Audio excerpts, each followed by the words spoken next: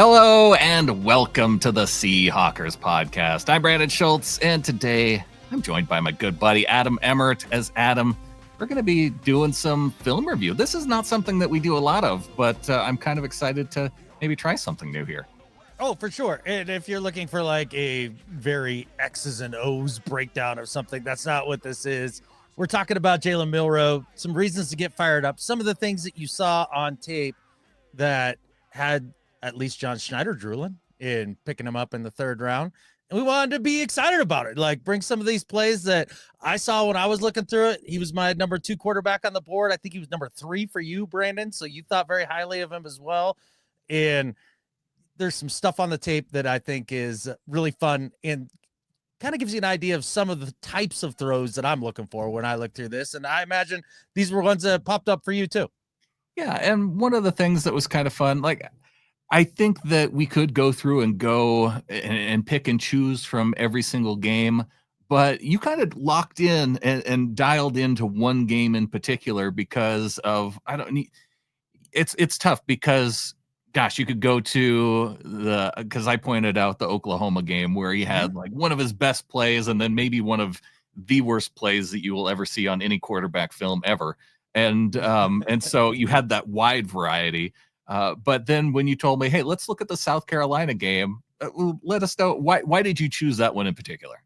Yeah. So when you're talking about Milroe, and this is the one thing that you hear from all of the analysts when they've talked about Milroe to this point is, yeah, I mean, he's great when he has it, but he's just all over the place usually. And he can't hit the broadside of a barn, right? And the accuracy is highly, highly, highly questionable. And yes, there's some games where he was very inaccurate. Yes, that happened. Like, those were 3 games throughout the season.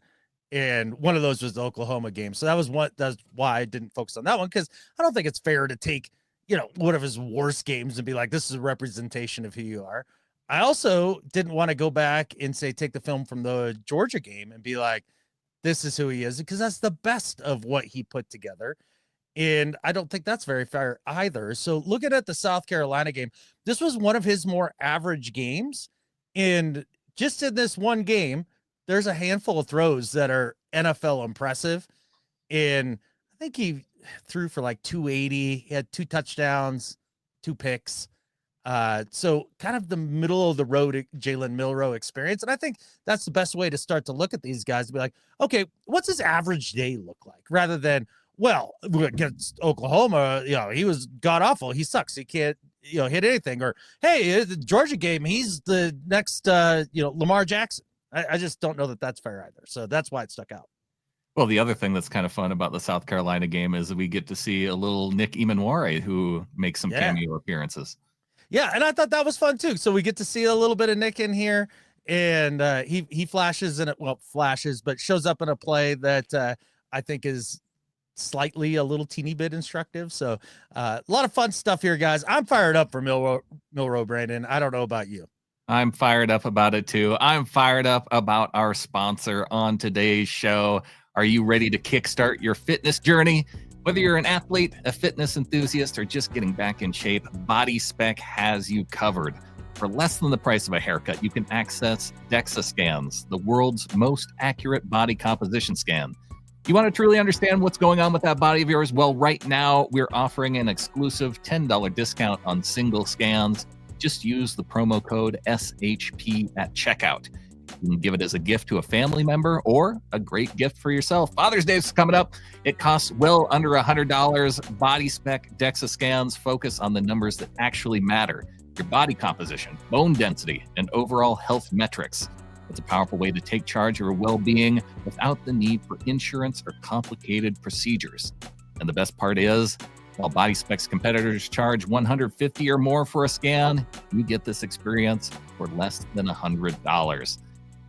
Give the gift of a DEXA scan today. Hit that QR code you see on the screen or go to bodyspec.com/C-Hawkers and use the code SHP for your special Flockers discount. He's a lead pipe wielding professional, folks. Look at that. What an ad read, buddy. I'm very impressed. I'm glad you and Clinton do them. I'd butcher them, and that'd be terrible for Body Spec because they offer a cool service. So, yeah, thanks for putting the shine on it that you do. I nailed that one. I hit the post and everything, I feel like. Yeah, nailed it. All right. Well, coming up, let's look at this game of Jalen Milroe against South Carolina. Where do you want to start here, Adam? Well, we picked out 7 plays, and I think you're derelict on duty if you don't start out with his running ability and what that may mean. The first play here is down in the red zone, Brandon. Jalen getting after it with his legs, and this is something that we've been missing from this offense for a while now. That was easy. That was so easy. Look, he just runs around zero like he's truly a zero here. Yeah, a guy and breaks through the hole here. Yeah. No, that's fine. Nope, doesn't matter. I've got the Jets. I can make 6 points out of this, no problem. And this was one of those X factors that we had with early Russ. His ability to be able to pull the ball, run, do his thing, and be a red zone threat. I think this is something that could help out Kubiak a ton. And obviously, all Seahawks fans out there, they're like, yeah, we know he can run, man. But we had to see, just how effective that could be in the red zone here. All right, well, let's move right along to play number 2, Adam. All right. So this, to me, this is something I'm looking for when I'm watching guys in college to see if they've got the adequate arm talent to make it in the league. Check out where he launches this ball from. So he takes it, drops back, sets up at the 20, far college hash. And for those of you who don't watch a lot of college ball, those are way wider than NFL hashes. So that's longer than any out that he's going to throw in the NFL. Rips it from the 20 and just puts it on a dot right on the sideline here at the 42, 22-yard out on a frozen rope. That is outrageous. Like when you see that in real time and you're just kind of watching play after play, you're like, oh, catfish. Like that's a real deal big boy throw there. It's funny though, because I don't think that your average fan may necessarily pick this one up as being a really incredible throw just because, it's a couple yards past the first down marker. It's kind of a throw across the field. I don't think it seems as impressive as, gosh, think about when we're watching Shadur and where he rolls out to his left and like just launches a bomb down the field on the run. Throws it by 10 yards. But yeah, I know what you're getting at. Yeah. Right. Mm-hmm.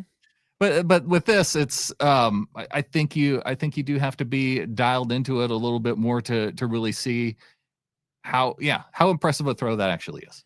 Right. And you see how quick he gets to that read and gets his right shoulder pointed at or left shoulder pointed at the target. Gets his feet lined up, and then I was told he was inaccurate. How is that not 5 yards out of bounds? That's true. I mean, every throw is like it's an adventure, right? And that's the thing that I think you'll see with just a couple of these throws is that I mean, I could have chosen the vast majority of his throws from this game. I think he completed over 60% of his balls in this game. And you look at me like, 60% passer. So that's probably about how it worked out. Yeah, you'd be like, oh, those are all quality completions. And really, there's only one ball in that whole game, and it was one of his interceptions. And we're going to cover a different one coming up here because we can't show all the good.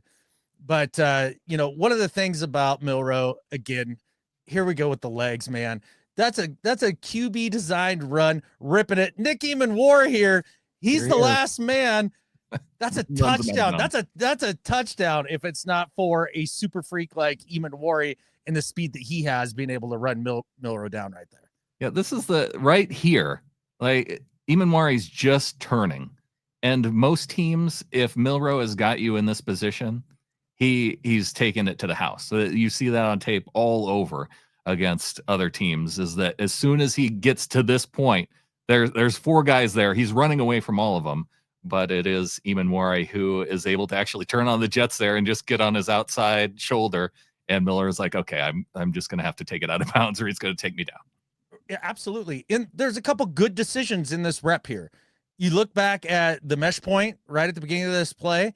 He's reading the end here who's coming in, and he knows better. He's like, nah, he's going to take out my running back. And boom, he lights up the running back. So he makes a great choice there to keep it at the mesh point.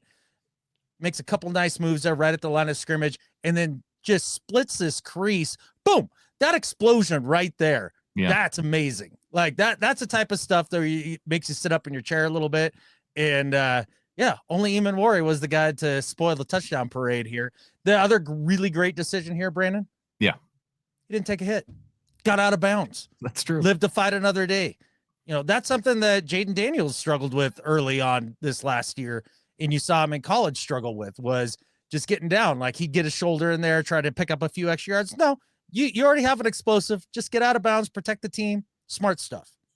Yep. Set it up for hopefully an eventual touchdown. But before we get to a throw to the end zone, we've got this one here. Nice pump fake there. Gets to the second read, waits for that receiver to get to the second window. There was another angle of this as well from the backfield, but I'm not sure that we ended up ripping it down. No, but if you go back and find in this play, but it's really amazing to sit in, not amazing, but it's quality quarterback play to sit there in the pocket. This is an athlete, right? This is a guy who can't go through his reads. He's not a polished passer. Gets off one, gets to two, and then not only does he get to two, but he's kind of covered when he runs through the first window here, gets into the second window, and Milroe just rips it. That's an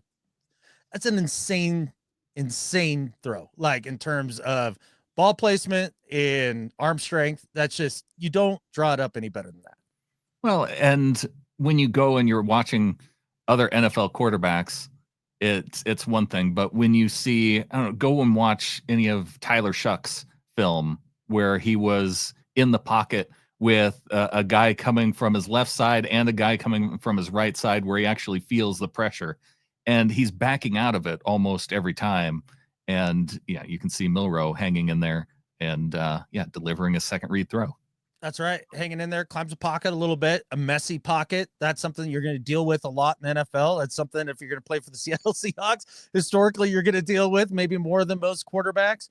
And, we showed the 20-yard out earlier in the rundown here. Well, here's a throw over the middle of the field, because that's something that I think as Seahawks fans, we've been crying about for a while now. It's just Russ didn't see the middle of the field very well. And then it felt like when we got Geno in there, the offensive coordinators had an aversion to the middle of the field, and it gets messy in there. I understand mistakes can happen, but it does show he can see above those big boy offensive linemen from the SEC, see the middle of the field, and deliver strikes. Well, as you hinted at earlier, it is not all positive, and so one of the negative plays here comes on a throw to the end zone and pass intercepted by number 3 there. Yeah, unfortunate there. I think. Okay, so there's two things going on here. Number one, you get back to the beginning of his drop here, and you watch him. He gets right. Okay, so he's got the ball here. We get him to start his back pedal, and as he gets to his back foot, he feels that pressure from the right without even looking, right? He feels it there, though, and you can see him kind of drift, and see how he gets the front of his body, like he gets his shoulder square to the target, rather than really having his left shoulder pointed exactly where he wants the ball to go there. And then he doesn't really step through the throw. Mm-hmm. And that's why when you watch the trajectory of this ball, it's thrown with a lot of loft and a lot of touch. I think if he sets his feet and is a little more confident in what he's doing here, because he releases it when the receiver is still in between the hashes. Like ball's out at that point. Ball's out, and he's probably not seeing 3 here at the bottom side either. I think he's seeing that the receiver has his defender beat, and it's the guy coming here from down below who's coming in to pick off the pass. This is not his guy. Yeah, there was I think it was a back or something early in the play. They leak out kind of into the flat area. And for those of you who don't listen to this show a lot, there was a play last year. I don't remember who it was against, but it was this exact same route concept in the exact same corner of the end zone. And Geno gets quicker pressure put on him. DK's in the end zone. Tyler's running the underneath flat, and he's supposed to hold that defender. And of course, being a smart defender, they're like, oh yeah, no, the ball's going over here. And then they just fall off their defender right into the window and make a pick. So I'm not even sure if he is coached to be looking for that guy. Because in that case with Geno, that was the only place he could go for the ball. And that's obviously where he's coached to go. Don't worry, the underneath guy will take care of that defender. And I'm sure that's what Milroe was told here with DeBoer at the helm. I mean, it's the same stuff, same type of coaching. I mean, those guys are joined at the hip, DeBoer and Grubb. Well, they're back together again. Right. So that's the thing is, like, you look at the other interception of the game. It was right at the end of the half. It was a terrible decision. He was late, and yeah, it wasn't that the throw was inaccurate. It was just really late. Ends up being a pick. So in this case, he wasn't late per se, just needs to get his feet set and actually step into it and rip it. And I really feel like that's where a lot of the inaccuracy comes from, Brandon, as we went back and kind of watched his stuff throughout the off season. Is both you and I have played golf for a heck of a long time, and the throwing motion is a lot like the golf swing to me when you're breaking it down. And I really feel like where Milroe gets in the most trouble is when he doesn't get his right hip through. Like when we're talking golf, right? It's like getting your hips through the ball. Yeah. And it's important in golf, and they're important in quarterbacking. That's exactly right. And that's what you hear too when you hear guys like Jordan Palmer talk about, well, you got to marry up the feet with the lower body with the upper body. This is what they're talking about. They're trying to get that sync right to where he's triggering that hip through the throw. And I think that's kind of what that Dak thing was all about, right? Like the same kind of maneuver. So I think that would be one of the places I would start if I were coaching him as a quarterback's coach. Not that I am one or ever should be, but it does seem like it's a lot like Josh Allen. He's probably got it covered. Yeah. Josh Allen, that was his number one thing coming out of Wyoming. You're like, oh, it's when he's kind of fallen off of his back foot. It takes a little pace off of it and things start getting wonky and the mechanics go a little south. That's what happened to Josh Allen. And that's what you saw a lot with Milroe with the overwhelming inaccuracies that can't be fixed. All right. Well, let's now go to play number 6. And let's see what we got here as Milroe drifts to his right and just slings it in between a couple of defenders there. Yeah, driving the field, getting down close to the red zone here. Just a really nice step up in the pocket there as the right tackle tries to bring the DN around the edge of the pocket here. Steps up, leaks out to his right, and just such a fluid motion here. Just whoop, and then wings it into a super tight window between two defenders. That's exactly what you're looking for if you're looking for NFL quality caliber throws, because that's one of the things you don't see a lot in the college game is tight window stuff. And Milroe has a fair amount of tight window throws on his tape, and it's really fun to watch. We'll close this out here with play number 7. Kind of a quick hitter this week, but we got Milroe dropping back, and you look at it here, and it looks like he's just about to get crushed. Nope, makes that dude miss, makes another guy miss, and nearly picking up the first down, if not maybe actually picking up the first down there. Yeah, just right at the sticks there. I don't remember cutting this one out. So, yeah, but you can see, I mean, dead to rights. And one of the things I liked about this SC tape as well is this is what it looked like for him all day. There were dudes in the backfield all day. Their premier edge rusher, I can't remember his name, but even the announcers throughout the game were like, you may pay attention to him. It's important. And his offensive line really struggled. And you can see how he can get out of trouble, make the offense right, even when they're wrong and have been, gotten dead to rights here. And that's cool stuff. Well, it's kind of cool too, because we started out with the run play where he doesn't get touched. You had the one where he had the read option. And then here, this is just pressure that this is not a designed run like the other ones. And he's able to get out of it. Like he maybe gets touched there and again, gets out of bounds, not touched. And, what you like to see from a quarterback who, not taking a lot of hits and, just being able to run around guys, especially in college. Like it's going to be a little bit tougher at the NFL level, but when you're talking about an SEC quarterback going up against an SEC defense with that was on other fire dudes that got day. drafted, yeah, yep, and he's not getting touched. He's not getting touched, and we show some of the stuff with the legs also too, because it's really an easy way for young quarterbacks to get going in the league and to have that little extra wild card to get them out of trouble when they hold it too long. I think the other thing that I really liked about this play, now that I remember, is if you end up looking at it from the opposite angle, when he hits his back foot, that edge defender is coming towards him. You look downfield, there's nothing. Yeah. There's nowhere to go with the football. And so he doesn't force a throw. He doesn't put it in harm's way, tucks it, runs, makes a smart decision, gets him in, the next down and short, in just heads up leadership type plays. And that's one of the other things you hear a lot about Milroe is his leadership, maturity, all of that stuff. And man, Brandon, for a late 3rd round draft pick, like, I'm super excited about where this could go here, and makes me feel a lot better about the quarterbacks going forward future wise. Well, when we even did our quarterback preview ranking episode ahead of the draft, I think when we were looking at these quarterbacks and saying that, which ones we liked at number 2 and 3, I don't think that we were projecting that any of them were going to fall and be available to the Seahawks in the 3rd round necessarily. We were thinking, gosh, if they're going to make a move on one of these guys, they might have to do it in the 2nd round, or early on in the 3rd round, if anywhere. They didn't necessarily have a pick yet. Did they have one, or is that one of the ones that they traded out? It feels like 7 years ago now. I know, the draft order and all that stuff. Yeah, I don't remember exactly. But was not thinking that either one of the top quarterbacks available out of this year's draft class were going to be there in the 3rd round. So when he was there, I know both of us were pretty excited that he was still on the board. And then when Sean Alexander came out on the stage to announce it and said, "This is a family pick," I knew right away, with him and his Alabama background, that we are selecting an Alabama player. And with Milroe on the board, he gave us just that little bit of heads up that got me excited. Oh, without question. And Milroe is a super exciting prospect. And, we talked a little bit about, kind of getting the lower body through the ball when he's throwing. And I think that'll help with the consistency.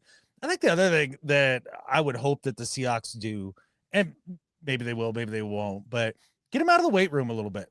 Like, you don't need to be Will Levis rocked up. I've never seen the rocked up QB, Brady Quinn rocked up, that sort of stuff, Tebow rocked up. Those guys generally have a difficult time with accuracy because they are so stiff. And that's one of the criticisms you hear about Milroe, is so stiff. So get him out of the weight room, get that TB12 lengthening yoga, whatever stuff that Tom Brady did. He was all about the lengthening of the muscles and flexibility and stretching things out. I think that would go a long way. And the other thing is that we have to remember, when has Jalen Milroe ever just had football to work on in his life? Never. This is the first time he gets to be with real deal coaches and work on it every day. As I've said before, I think he's more of an accurate quarterback that suffers from bouts of inaccuracy rather than an inaccurate quarterback that can randomly find it here or there. Well, we do hope that as this offseason goes on, maybe with OTAs going on this week. I know you and I are recording this ahead of OTAs, but you're going to be on the road. So we thought we'd put an episode in the can here for the week and talking a little bit about Milroe, as maybe with the Seahawks going through OTAs, maybe we'll start to get some of those little nuggets coming out throughout the week that we're seeing some good things from Jalen Milroe. Well, I know in rookie minicamp, I watched some video from rookie minicamp, and against air, half speed, throwing to guys in shorts, I think he was 12 for 12. So yeah, we didn't hear about any interceptions, and if we did, it was a guy that ended up getting cut anyway. So it's nothing to worry about. And if you like stuff like this, if you like our show and you want to help support it, you can go to getintheflock.com. $3 and above gets you into our Discord channel, Adam. And that's just a good place for us to hang out as we get through the off season. We've been talking about, TV shows that we've been watching. We've been talking about, I don't know. Folks on Reddit were saying that we're ranking Seahawks YouTubers.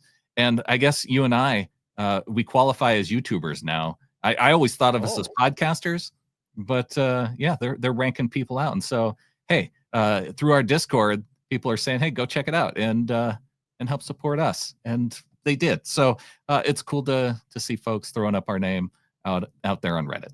Nope, that's super fun. It's always nice to get like a little bit of recognition. And maybe we need to introduce another subject into the Discord. Like, What do you think the percent chance that Jalen Milroe works out, Brandon? If you had to get into your gut here. Ooh.